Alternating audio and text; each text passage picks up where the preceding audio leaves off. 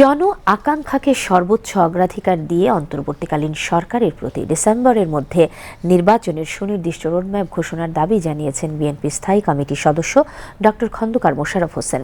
তিনি আজ বিকেলে গুলশানে বিএনপি চেয়ারপারসনের কার্যালয়ে এক সংবাদ সম্মেলনে এ দাবি জানান।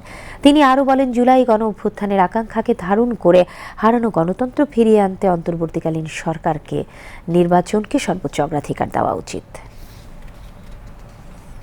জুলাই ছাত্র গণ অভ্যুত্থানের আকাঙ্ক্ষাকে ধারণ করে মানুষের হারানো গণতান্ত্রিক অধিকার, সাংবিধানিক অধিকার যথাশীঘ্র সম্ভব জন আকাঙ্ক্ষা অনুযায়ী একটি নির্বাচিত রাজনৈতিক সরকার প্রতিষ্ঠা করাই এখন সর্বোচ্চ অগ্রাধিকার।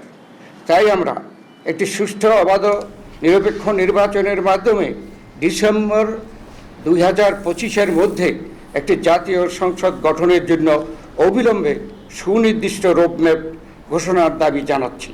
এই সর্বোচ্চ জন আকাঙ্ক্ষাকে সর্বোচ্চ অগ্রাধিকার দেওয়া বর্তমান অন্তর্বর্তী সরকারের প্রধানতম এজেন্ডা হওয়া উচিত বলে জনগণ মনে করে।